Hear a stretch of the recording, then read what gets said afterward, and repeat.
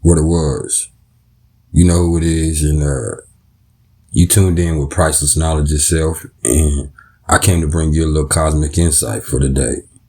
Today is November 4th, 2020, and our talk today is once again going to be centered around the moon, y'all. On days like today, when the moon transit from Gemini into Cancer, it spends at least part of the time in what we would call a void course. And this lunar downtime can usually last between a few minutes all the way to more than a whole day.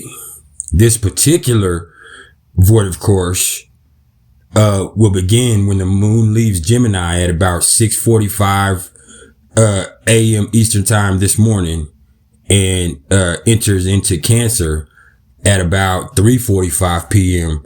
this afternoon. And let's talk about what this void of course is today. When the moon is void of course from Gemini, it can have your mind feeling kind of antsy and at loose ends, kind of free to wander and play with what ifs and new ideas. And it might even be a fun and productive time as long as you kind of keep in mind that it's purely experimental. But I probably suggest that you use it more as an emotional downtime, to try to center your energy before we, slide into these more deeper and turbulent Cancerian waters this evening. Cause if you start something in these next few hours, you'll most likely either scrap it or want to come at it from a whole different way and a whole different angle once we're all the way into Cancer tonight. And so I probably just save myself the grief if I were you, you know, but I'm not you. You know what I mean? I'm me. And it's you. And it's all about you. You dig?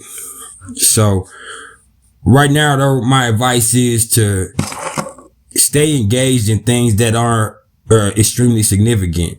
And if you can, while we wait for the moon to cross the cusp of Cancer and the world to kind of gain its footing, I say to stay light on your feet and prepare for ambivalence. A lot of people are going to be changing their mind, crawfishing to things they said, going back on their word as they, you know, as new information comes out with everything we got going on, and more options, facts, and things to consider come up. So what I say is when the moon is void of course, nothing is reliable. You know, not very much so. So maybe you could use this to maybe catch up on some reading, you know, filing, chores, everyday emails, casual conversations.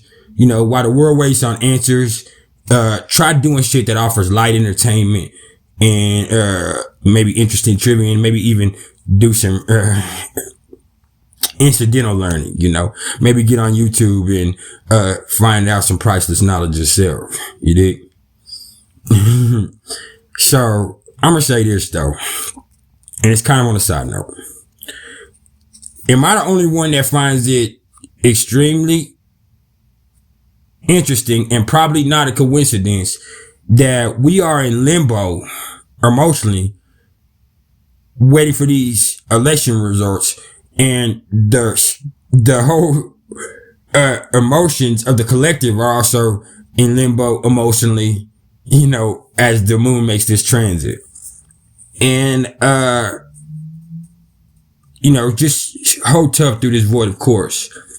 And my prediction is we will have answers this evening.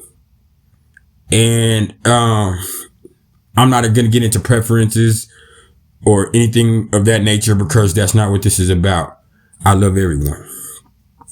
And so I also want to get back to what we got going on cosmically real quick before I sum it up, man. We also have the moon in an extremely strong trine with Mercury at 1.4 degrees right now. And these planetary energies are like strongly linked, man. And it comes across though in a very subtle way that ain't gonna knock you off your feet with this energy. And the moon is our instinctive awareness and our emotional nature. Mercury is our logic, our communication, our cognitive functions. And so when we have the moon in a trine aspect to Mercury, or we have a cooperation between our emotions and our logic.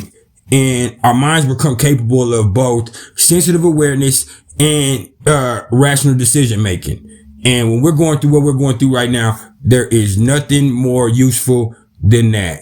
And so after everything I've said, real quick in this video, I just ask y'all to, use your minds, and also follow your hearts today. And try to do something to maybe center both of those energies to where they're both pointed in the same direction. And that's not always easy. But I want to thank everybody for their support.